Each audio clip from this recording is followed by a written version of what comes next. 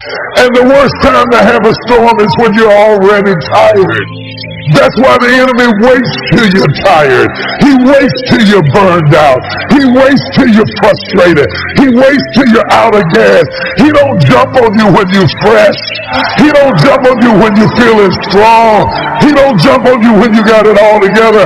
He waits till you are exhausted and you feel like if one more thing hits me, I am going to lose it up in here. And that's when the storm comes.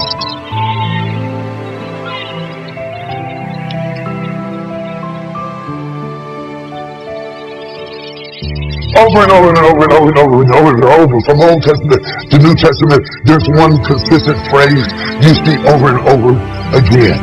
And it came to pass. And it came to pass. And it came to pass. After many days, Jesus was in Nazareth, and it came to pass that Ezekiel found himself in the valley, and it came to pass. And what you don't realize is that phrase is not just a lead-in to the story. Every storm that ever hit the planet came. Let me tell you something before you go. Whenever people come see me live, I try to say something meaningful to people. And I'm in the laugh business. That's my gift. That's what God gave me at birth. Your gift is the thing that you do the absolute best with the least amount of effort. I want to tell you something that can help enrich your life. It's a sure sign from God that he ain't through with you because he wakes you up in the morning. When he's done, you won't wake up no more. But as long as you're waking up, that means he has something for you that he hasn't been able to give to you for whatever the reason. I'm going to help you get to that reason a little bit quicker. I want to tell you something that I learned that changed my life. I was reading a book one time that had a quote in there from Albert Einstein. And Albert Einstein said, "Imagination is everything. It's the preview to life's coming attractions." If you think about that, that's a really, really true statement. Because everything you see in this world came from somebody's imagination. Everything. Somebody was talking on the phone one day, on that wall phone, connected to the cord, and tried to walk, and it didn't go no further. And he wanted to just go outside and get something out the car. Somebody said, "You know what? I wish I could take this phone outside." Everybody in here got a cell phone. It was in somebody's imagination. Somebody imagined that. Somebody imagined everything. Somebody got tired of walking. Somebody got tired of driving cars. Somebody said, "We're going to fly." You're not finna fly. Everybody in here have been on a plane. See, your imagination is the evidence of things not seen. You know why they call it the evidence of things not seen? Your imagination, you're the only one who can see it. You're the only one who can see it. See, so all this stuff you've been imagining was not some hocus pocus. When you imagine stuff, it's actually God showing you a preview of a coming attraction he has for you. That's what your imagination is. Why do you keep imagining yourself with a second home? Because God wants you to have a second home. Why do you keep imagining yourself in a supervisory capacity on another job? Because God really wants you to have that. Why you keep dreaming of opening a business one day? That's because that's what God really got for you. And he put it in your imagination. The problem with your imagination, though, is you tell it to the wrong people. If you want to kill a big dream, tell it to a small-minded person. You can't, oh man.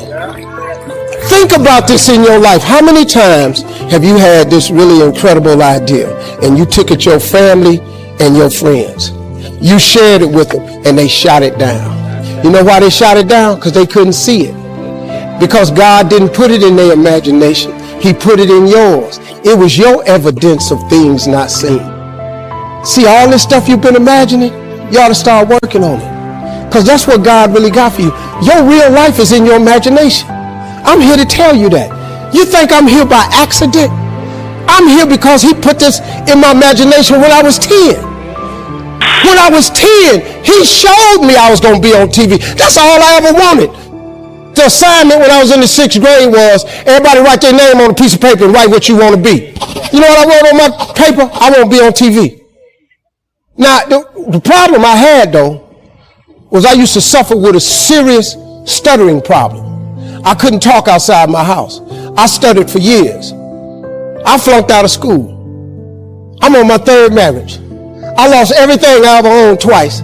I've been homeless and lived in a car for 3 years. But at 10, though, I wrote on a piece of paper, I want to be on TV. So the teacher went around the room and read everybody's paper. Had you stand up when she called your name. And the only assignment was your name and what you want to be. Doctor, lawyer, dentist, basketball player, football player. I wrote I want to be on TV. She saved me for last. She said, "Little Stevie, come to the front." Now I'm thinking, I'm going to the front because I got the best answer. Because ain't nobody had put that on their paper. She called me to the front. I'm thinking I'm finna give me a gold star. But I was wrong about that. She called me to the front to humiliate me. First of all, you know I can't talk. I suffered with stuttering stammer so bad, man. I couldn't talk at all. And that lady lit in on me. "Why did you write this on your paper?" Now I'm standing there, I can't talk. Who in this school ever been on TV? Who in your family ever been on TV? Who in this neighborhood ever been on TV? I'm crushing, man. I'm standing there dying. She said, "Look at you standing there. You can't even talk. How they gonna put somebody like you on TV?" So every Christmas, I send her a flat screen TV. Because I don't want her to miss me. I do not want her to miss not an episode of me. Because I wanted her to see what God had done for me. The fact that you couldn't see it, it wasn't for you to see. He put it in my imagination. But after 3 years of homelessness, losing everything I ever owned twice, suffering through flunking out of school, go home and cut your TV on.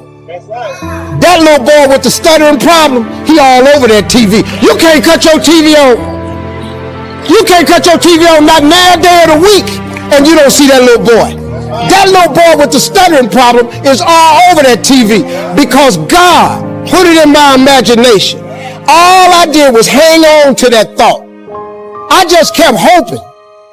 I just kept hoping that what I wrote on the paper would come true. A lot of times it wasn't about no faith. I didn't believe it sometimes. When you're homeless and living in a car, how you see yourself as a TV star? But I just kept hanging on there.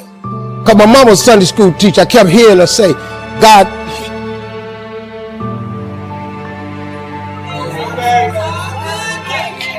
God didn't bring you this far to leave you. God didn't bring you this far to leave you. Why do you think he keeps waking you up? Because he got more for you. He got way more for you. He got plans for you. But he needs your faith. He just needs you to call on him. He needs you to dust off your imagination and just go for it. You got to try. Quit waking up thinking you ain't got no say-so in your life. You have a choice in this matter. You can't stop what happened to you, but you can doggone sure do something about what happened to you. Life is 10% what happened to you, is 90% what you do about it. Somebody in your family gonna die. Somebody in here gonna get fired. Somebody here gonna get an eviction notice. Somebody gonna get laid off. Somebody company gonna close. That's life. Somebody you love gonna break up with you. That's life. But what you gonna do about it though? Since it's gonna happen anyway. Trust me. Go home and ask God to open up your imagination and then pursue it with everything in you and watch what he do for you. Appreciate y'all.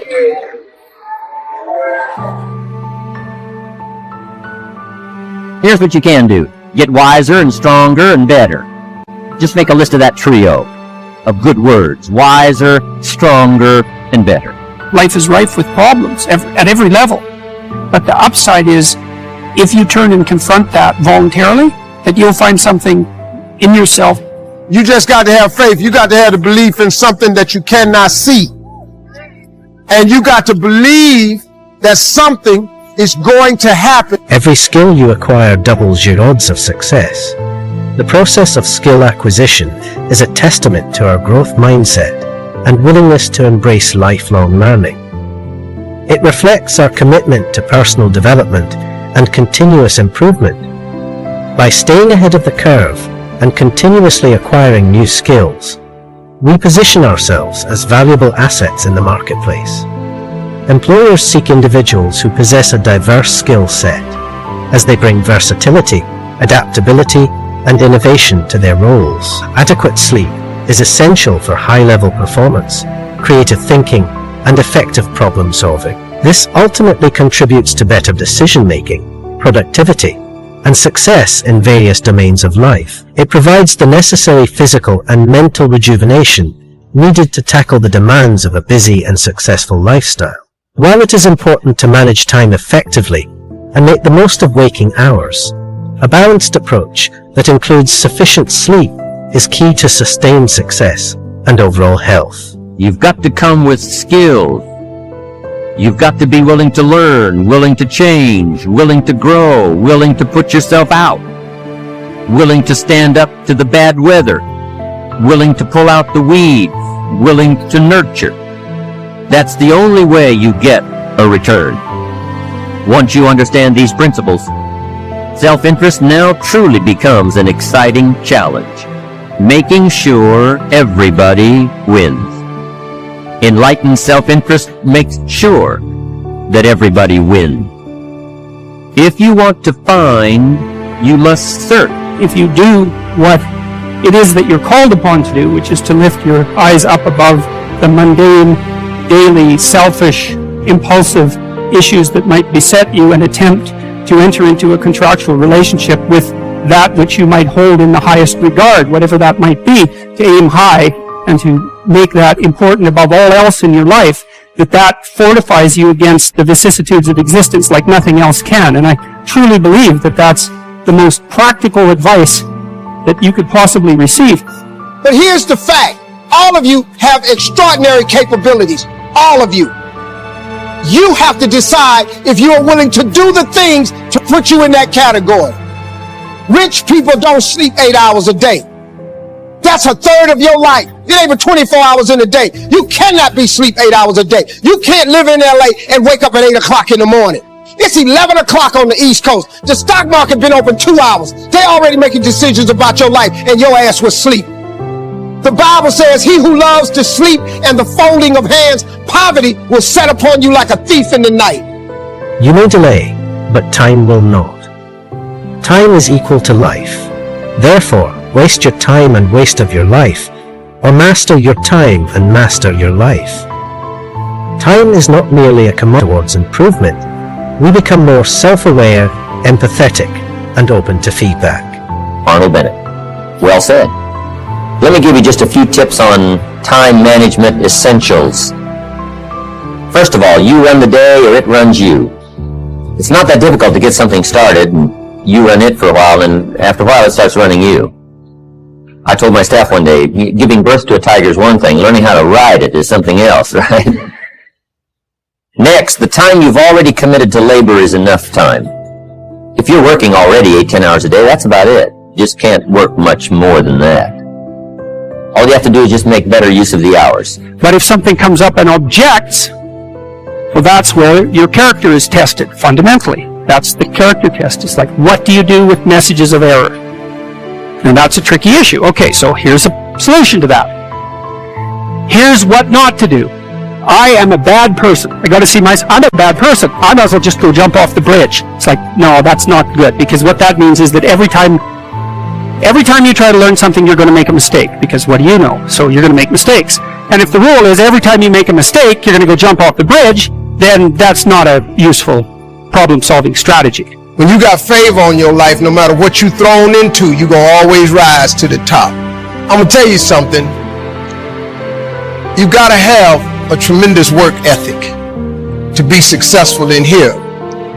In other words, and you can relate to this, you got to have a lot of dog in it. You really do, man, if you want to be successful, because it's going to be a lot of trying times. So you have to have a tremendous work ethic. But you got to have faith. Faith without works is dead. When we adopt a positive mindset, we cultivate an optimistic outlook, focusing on the potential for growth, abundance, and happiness. Positive thinking enables us to approach challenges with resilience and determination, believing in our ability to overcome obstacles and achieve our goals. By harnessing the power of positive thinking, we attract positivity into our lives, inspire others with our optimism, and create a ripple effect of positive change in the world around us. It is a mindset that not only enhances our own well-being, but also radiates outwards, influencing our relationships, work, and overall quality of life. Writing down your vision is a powerful exercise that brings clarity, focus, and intention to your life. It involves capturing your dreams, aspirations, and goals on paper, creating a tangible representation of the future you envision for yourself. When you put your vision into words, it becomes more than just a fleeting thought. It becomes a guiding compass that directs your actions and choices. Here's a good idea I found in solving problems. Every once in a while you've got to, I can just describe it for you. Take a piece of paper, put a line down the center of the paper, and on the left side describe the problem. So just jot that down. A piece of paper in half, on the left side describe the problem. Sometimes it's a good idea to take a problem out of your head and put it on paper. We'll talk a little bit more tomorrow about how to think on paper. This is one of the ways to think on paper. Our mind usually is too busy sometimes to sort things out. So if you take it out of your mind, put it on paper, what is the problem? And you should describe to the best of your ability what the problem is. And then ask this question, is that all of it? And, you have to look for that little bit of sparkling crystal in the darkness when things are bad. You have to look and see where things are still beautiful and where there's still something that's sustaining. You narrow your time frame and you be grateful for what you have, and that can get you through some very dark times. And maybe even successfully if you're lucky, but even if unsuccessfully, then maybe it's only tragic and not absolute hell. And you can do that, in the worst situation, you can make it only tragic and not hell. And there's a big gap between tragedy and hell. I don't listen to what nobody tell me. Once I write it down, I write the vision and make it plain, it will come. Surely it will come at an appointed time. It doesn't matter that nobody sees it. It doesn't matter that it's visible to other people. All you got to do is write it down and believe it. God is greatness, man, all day long. What he's done for me, he'll do the same thing for you. When you imagine stuff, it's actually God showing you a preview of a coming attraction he has for you. Watch your actions, they become your habits. Watch your habits, they become your character. Depending on what they are, our habits will either make us or break us. We become what we repeatedly do. By consistently engaging in positive habits that align with our goals and values, we set ourselves up for success and personal growth. Conversely, negative habits can hold us back, limiting our potential and hindering our progress. If you liked this video, make sure to hit the like button and subscribe to our channel for getting more videos like this. Thank you for watching.